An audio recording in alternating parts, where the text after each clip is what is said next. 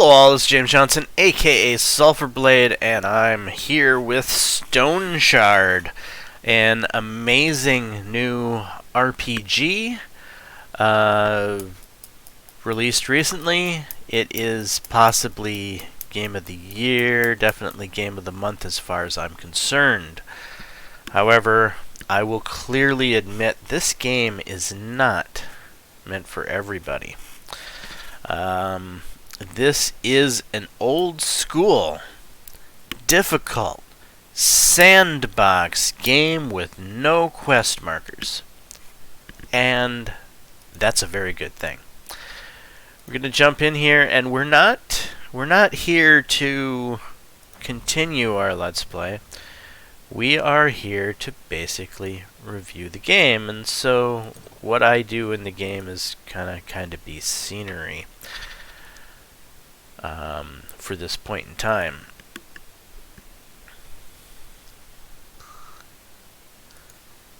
So, the graphics are just charming. I love these graphics. They are so simple. You don't need a high-end computer to run this because, well, it's basic pixel art, but the pixel art is done so well. It's a living, breathing town that makes you really enjoy the setting you in. There's real personality. There's real pizzazz. There's, the town drunk over here.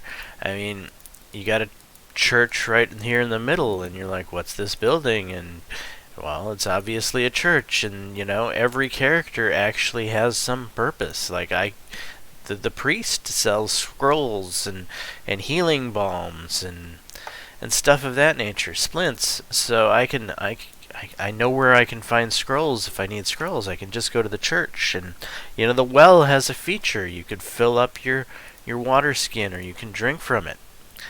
I mean, this game is just so well done.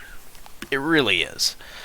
But there are going to be some things that I find to be pros about the game that other people are not going to find to be pros about the game. And some of those are, for example, the map. If I open up the map, it doesn't show me where I am on the map. I have to know where I am on the map. I have to be able to read a map and understand landmarks. Understand, oh, there's a road there, and it bends to the right, or bends to the left, or this square opens up into trees, or if I go left of this square where the trees are, I end up in a cemetery. I mean, it's really basic, being able to understand landmarks and referencing them on a map. It's basic map 101. It's a simple concept. And it's keeping track of where you are on the map. And that's a good thing. You don't need a reference to show you where you are. That is lazy gameplay. Or that is just lack of not understanding how to use a map in the first place, so you're going to whine about it. For those people, I say go get yourself educated on how to use a map. And don't holler at the devs because they didn't put a reference point on the map for you. Learn to read a map. Right, with that being out of the way, that's my number one pro for this game, is there is no reference feature on the map. Just like it doesn't show you where to go to accomplish well, it does kind of. It will, for instance, when you get a quest, it'll put a little X on the dungeon where that quest might be located. And so that's as close as you get to hand-holding in this game. And to me, I wish it wouldn't give an X. I wish it would just say, it's the dungeon tower to the east or the dungeon tower to the west, and just get rid of the red X. I mean, thankfully there's no dotted lines, there's no arrows pointing you in any certain direction. This game doesn't hold your hand, and those are good things. Those are very good things. Now, what else is good about this game? The inventory. The inventory is amazing. So, in your inventory, you have this much space. Why don't I have this ring on? I don't know. Strange. Okay, so you have this much space in your inventory. Every item has a certain, size footprint. Like shields will take up 2x2 square. Weapons take up a 3 square. It's kind of Diablo-esque in a way. This is great. Even gold in your purse takes up space. If you don't have gold in a purse, then it would stack in groups of 100 and would take up one spot for each stack of 100. So these purses are very useful so that you can stack up this much gold into this space. This would be almost 3,000 at 100 per. That would take up 1, 2, 3, 4, 5, 6, 7, 8, 9, 10. That would be 1,000, 2,000, 3,000. So if I didn't have purses, it would fill up this much of my inventory. That is incredible. That is good. That is inventory management. Inventory management is a feature. You should have to decide whether or not I want to pick up that crappy pitchfork or that iron ingot. When you go delving into a dungeon, you're going to find yourself out of space. You are going to have to prioritize what you're going to carry on your person. And there are things you're going to need to carry on your person. Like, for example, you will need bandages. You will need to actually have a beverage of some sort of alcohol. And no, it's not to get drunk. It's to relieve your pain, because pain can kill you in this game. Another thing you might want to have is a splint. But bandages are a must. And you may also want to have some sort of leech or healing balm, though I don't think those are as important if you're carrying lots of food and water. So at a minimum, I would say have a bandage, have food and water, and have one alcoholic beverage in case of a severe pain situation. Those are the minimums I would ever go delving into a dungeon with. And by food, you're going to want to have at least 4 days worth of food, because you're going to end up resting. And resting rapidly consumes food and water. You're going to sit down and you're going to force your character to regenerate his health in a rapid manner. And in doing so, he's going to consume tons of food and water. So in a way, food and water in this game is your healing potion. So you're going to want to carry ample amount of food and water. Okay, so your inventory space is limited. That is a feature. That is a good feature. It makes you have to use the space between your ears. Do I need to carry this? Don't I need to carry this? In fact, even the map takes up inventory space. If you don't want to have a map to be able to reference, then you could throw it on the ground, and when you press M, nothing happens. You have no map to reference anymore. So if you're a person who can't read a map, you might as well just throw the map on the ground anyway, because it's not doing you any good. You might as well save yourself some inventory space. But if you're smart enough to be able to read a map, then hey, carry it around. It could be a very useful thing for you. And I'm being quite serious here. I am very annoyed by... There's lots of people crying. I think of them as the normies or the casuals. The filthy casuals, if you will, who want a map marker. They demand more inventory space. They demand that these things that I think are great old school features be changed in compliance with a new easy casual game. Alright, what are some more great old school features that this game has? Classless character system. That is incredible. So I can build my character to be anything I want my character to be. It's just, what do I invest my skills in? in this instance, I've invested my skills into swordsmanship, and I've invested my skills into pyromancy. So this guy is a fighter slash pyromancer. He can cast a fireball, and he can hit you over the head with a sword. And I like that concept. He's kind of like a Templar. And when I think about my own gaming history, I played Shadowbane for a long time. My character was known as Sulfurblade in Shadowbane. He was the very first Templar to acquire the wings in that game. So that's part of my gaming history, and so I like to have a melee-based fighter that has fire capability to represent a Templar, like Sulfurblade was in Shadowblade. That's just a thing for me. I mean, you can make your character be any way you want. You can have a dual-wielding rogue. You can have a geomancer. You can have a fire-breathing archer. I mean, it's whatever you want in this game is whatever you can build your character to be. There is no set class system. Yes, you do start with at this point in time, you can't start with a custom character, but you do get to choose between 4 characters that have some slight basic differences in that they start with some different treaties unlocked. But other than that, they are blank slates. They can be whatever you want them to be, and none of them is truly stronger than the other one. I also read on the forum that people are saying that this starting character is weak. Hogwash! Just hogwash. None of the starting characters are any stronger than the other starting character.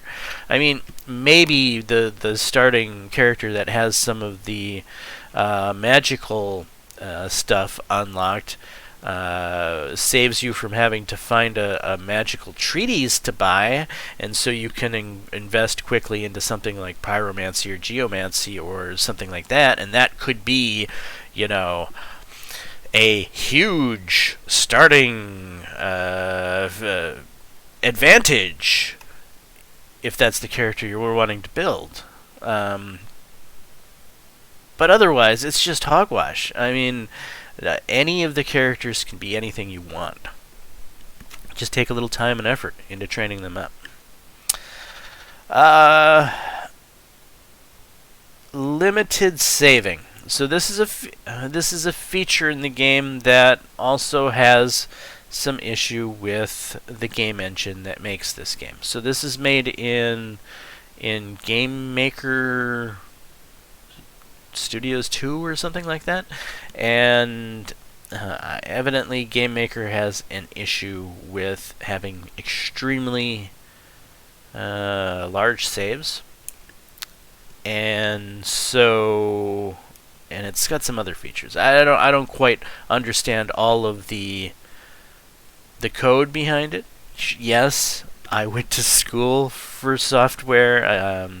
Yes, I was in that industry for a while, but no, I don't care to know about Game Maker Studios or the nitty-gritty of the engine. I'm just going to take the dev's word for it when they say it's an engine limitation. I don't need to actually look at the code. I don't care to actually look at the code. I'm not a big modder. Sometimes I might get the itch or the urge to mod something, but typically I prefer my games vanilla. I prefer my developers to do the work for me, not me to have to fix a game. So, with that being said, I don't find saving in this game to be an issue at all. In fact, I find the saving in the game to be a feature. In fact, it's a feature I like. You have to take the IOTUS upon yourself to save your game progress, and you do that by resting at the inn, by going and getting some sleep here at this place called the inn. You walk in here, you talk to the barkeeper, and they give you the option, I want to rent a room, which allows you to save the game. Or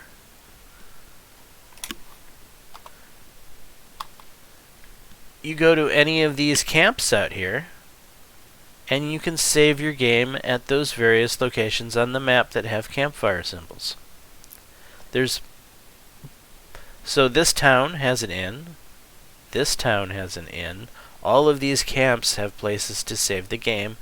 It's not hard to find a location to save your game. It's actually relatively easy. You are easily within a 30-minute walk or less. To be honest, unless you're deep into a dungeon, like somewhere around here, if you're at the very end of the dungeon and you're trying to get out the 3rd floor to the 2nd floor to the 1st floor, then out the dungeon and then through the woods back to grandmother's inn you go, then that could at the most take 30 minutes. Seriously. It's not going to take much longer than that. In most case scenarios, you're 10 to 15 minutes at the most away from a campfire or a town to go save. So saving is not as big of a deal as some people make it out to be, because there's this majority of people who believe that they should be able to just exit a game anywhere and it saves their game. And I understand some of their thinking for it. You need to go. You get a phone call. Cops show up at your door. A tree falls on your car. Lightning strikes your cat. I mean, there's all kinds of emergencies that could happen in real life. But at the same time, this is a turn-based game. My character can stand here, and I can go, give my cat CPR after it's been hit with a lightning bolt. Nothing's going to happen in the game. Nothing's going to change.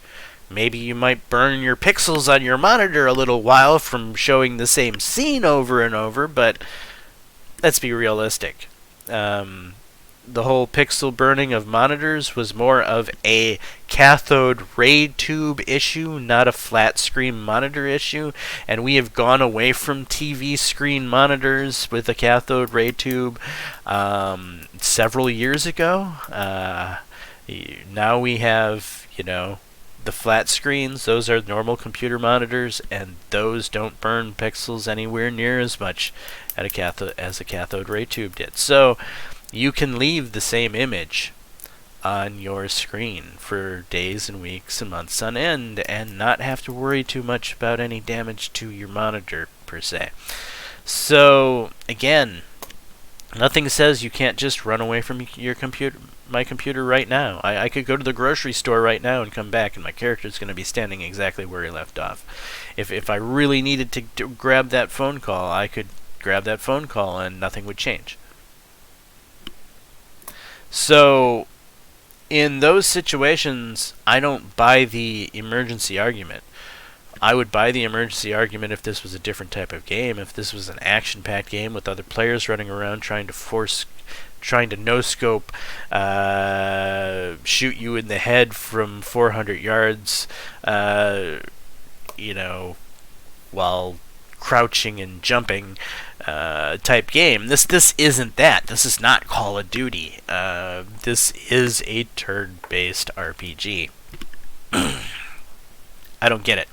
The saving feature is a non-feature. It's a non-issue. So yeah, it's a non-feature. The devs have said repeatedly they can't save on exit. It's an engine limitation, and I take their word for it. Otherwise, the saving in game is every 15 to 30 minutes, depending on how often you save. And honestly, you're going to want to sleep every night. It's good for the character. It regains their sanity. It recovers health. You could use it as a health potion. It's a very good one. You go to bed one night with a broken leg, you wake up with a perfect leg. You didn't have to use a splint. It's a way to save your character. Go spend the $30 in game for an in-room, save your game, heal your character, regain his sanity, make him chipper and happy again, give him this nice I've been sleeping and I'm fresh buff, which is going to make him a happy person, and continue on with life. So again, even the saving issues that people complain about on the forum is not really an issue at all. Then you have Enchanting, Disenchanting, and Cursed Items, which is a really cool feature. And it also causes you to have to possibly carry other items.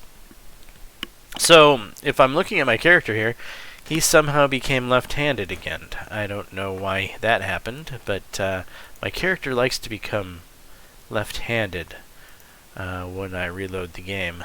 I'm not a dirty left-hander. Okay, so show me your goods. He has, here's an enchantment scroll. It's $225. I have almost 3,000. I can afford this, so I'm going to buy it, just so that I can show you all what it does. I'm going to close this, I'm going to open up my inventory, and I'm going to use this scroll, and I'm going to enchant some random item that I have. How about my sword? Now I have a deadly Norse blade. I've given it weapon damage 6% and energy drain 4%. So now when I hit things and kill things, I'm going to do 6% more damage, and I'm also gonna drain some energy from that character to help me refill my energy bar. Cool. Awesome. For $225, I had made my crappy sword just, well, a little less crappy. Cool. I might be going out in the dungeon, and I might come across some unidentified item. If I carry an identification scroll with me, which could be a good thing to carry around, I can identify that item before I equip it to my character. You don't ever want to equip an unidentified item to your character because it could be cursed. And once you put a cursed item on you, you can't get rid of it until you disenchant its curse. So a cursed item is not something you want to mess with. It could be a very bad thing. So these identification scrolls and disenchantment scrolls have a purpose. You ID a magical items, and you can disenchant said curse if it's on it. So again, stuff you need to consider carrying that takes up inventory slots, which harkens back to primary feature of this game, inventory management. Inventory management is a real thing. You really have to manage it.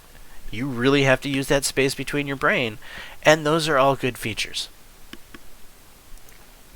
So, I love the enchanting, disenchanting, cursed items in this game. They are great. And then there's the food system, which of course harkens back to the inventory management because you need to consider carrying around food, the value of food, and what food can do for your person. Like for right now, you can see my guy is hungry. The game is telling me my guy is hungry by putting this status debuff up. So right now I have 15 less energy, and I have 1% less energy restoration because I am hungry.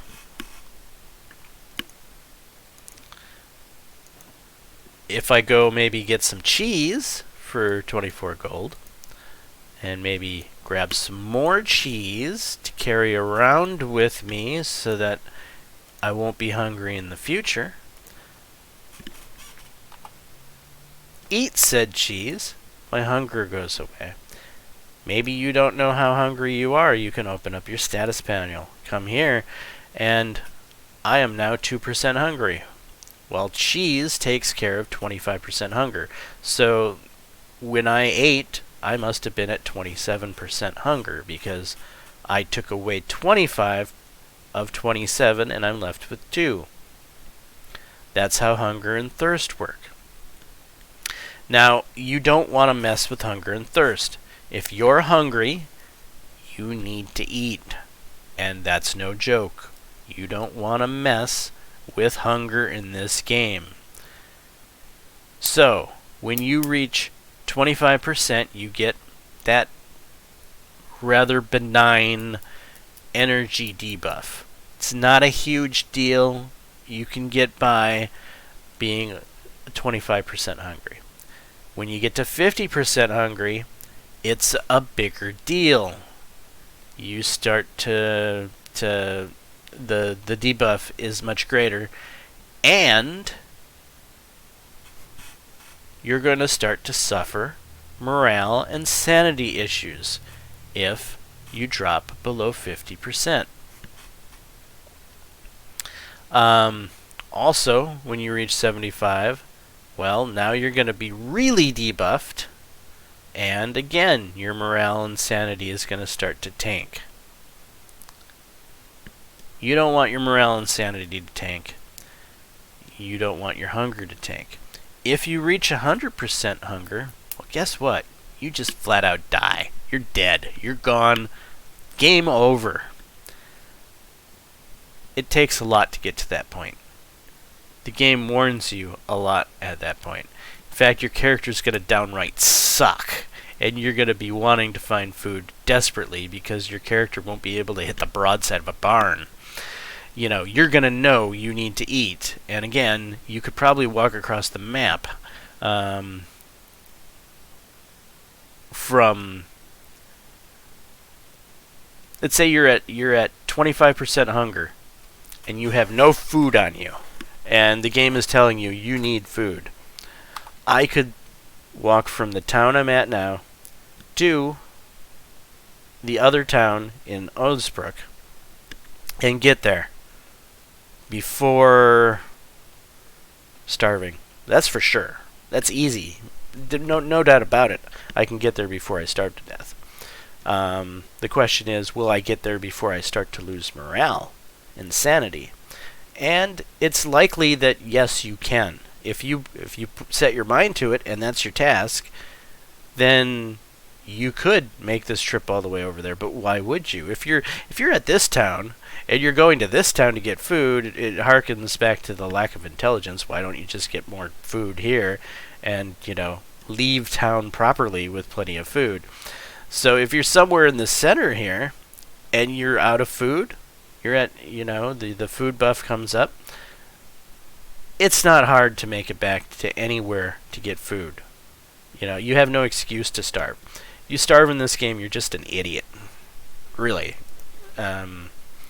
Poor planning leads to poor execution. And that's the narrative of this game. This game is about inventory management, leaving to go on your adventures prepared, and returning to town to sell your goods, save your game, and not press your luck. I mean, you can go an hour between a save, you can go 2 hours between a save, you can go 3 hours between a save. But the longer you go between a save, the more Russian roulette you're playing. The more chances you're going to not see a bear, stumble into it, and find yourself dead. You're not this absolute hero in the game. You are just an ordinary Joe with a sword and shield and the ability to throw a fireball. So maybe you're a little bit more than the ordinary Joe, but again, the game tells you you're not the chosen one. You are not the Dovahkiin. You are not the Dragonborn. You are not going to be able to take on multiple enemies simultaneously. You're not going to be able to walk up to a bear and kill it. You might be able to kill a bear if you're really well equipped in late game. Right now, bears are instant death for me. And I'm pretty much towards one of the cons of the game in the current situation, and that is lack of content. So, in the current iteration of the game, there is only so much content to burn through. And yeah, there is some content that's never ending. But at the same time, you can only hunt wolves and deer and such so often. Yes, you can hunt wolves and deer and moose, take their pelts, sell them for good coin, buy some really nice equipment, and really gear out your character if you want to. There is that to do in this game, and that could take up a fair amount of time. But once you get a hold of the pretty much the best gear you can get a hold of in the current content of the game, now you start to lose reasons of killing those deer, bear, wolves. Oh my. You fill up your purses, and you've already done the quests that have been offered to you. You've already visited all the points of interest, and that's it. That's all she wrote for the game in its current iteration. And so I'm 1, 2, 3, 4 points of interest away from having visited all the points of interest. There are these dungeons that you reset after a while. I was recently to the Darkened Tomb, explored that, cleared that. That will reset after a while. But right now it seems like all of these dungeons, if you will, are only so advanced. And what do I mean by that? You're only going to get gear so good. And you're not even going to see stuff as high as what you see in the tutorial. And that's my second con of this game. So while there's currently a lack of content, and by lack of content, there's about 50 hours of content if you're really a thorough person. If you're all about going to every point of interest, you're all about exploring every nook and cranny of each and every forest, you're all about min-maxing pelts to get the best gear possible, you're all about this game, and there's a lot to love about this game. I think this is possibly Game of the Year material. Then I think you could squeeze maybe 50 hours out of this game right now without having to, start a new character. You can always start a new character and you can get another 50 hours out, and so on and so forth. But currently, the game has maybe 50 hours of content, which isn't bad, and that's 50 hours of stretch content, doing everything perfectly. So that is a con. That is probably the most glaring con in the game. The game needs more content and more in-game features. So even if they were to double the content right now you just end up running out of content in 100 hours, let's say. And that's not good. We need a game that isn't going to run out of content. We need a game that has endgame, that has never-ending content. And so the developer needs to find a way to put never-ending content into this game, which I don't feel like it has right now. And so yeah, that touches on the next major con I have for this game. And this one's going to catch a lot of you off guard. I think and I'm being nitpicky here, lack of content is an obvious con. Everything else I've said earlier in this review video has all been glowingly good from my point of view. This game is a glorified success. This is how to make an RPG as far as I'm concerned. This is a great game. But this nitpick is going to catch some of you off guard, and that is the tutorial. I believe, the tutorial's very well done. In fact, the boss encounter at the end of it really makes you say, wow, that's really cool.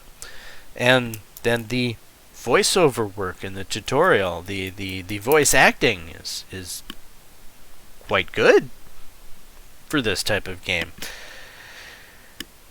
And then you realize the tutorial completely misrepresents this game. This game is not the tutorial. The tutorial is a flashy version of this game in a 2-hour window with a completely different difficulty curve. That's a tutorial. The tutorial throws XP at you. You level up like a banshee. The tutorial gives fancy voiceover work, which isn't in the rest of the game. The tutorial throws a really fancy boss at you at the end of it that does this World of Warcraft like telegraphing. It's gonna charge in a straight line here because the little bubbly pink bubbles tell you it's going to, so step out of the way. Or it's going to put a splash damage AoE here because the little pink bubbly things are forming there, so step out of the AoE. That's how easy that boss is. All you have to do is step away from the little pink bubbly things, and the boss will literally kill itself. Because when it charges, it'll run into a wall, or it'll go into the light, and the light harms it. So all you have to do to win that game is just avoid stepping into any of its damage, which is clearly telegraphed for you. But again, lots of people have problems with this boss. In fact, I've seen complaints about people refunding this game because the boss was so hard. And I'm just thinking to myself, how is that boss hard? It clearly telegraphs what's going to happen. All you have to do is just not get hit, and you'll eventually win the boss fight. It's so simple. But, people are, I don't want to say simple, but they're simple these days. The basic things just are hard for some people to overcome. But anyway, so the tutorial is very misrepresentative of what this game is about. It throws pretty much the whole arc of the completed game, and the game is not complete. So in that 2 hours, you pick up every treatise under the sun.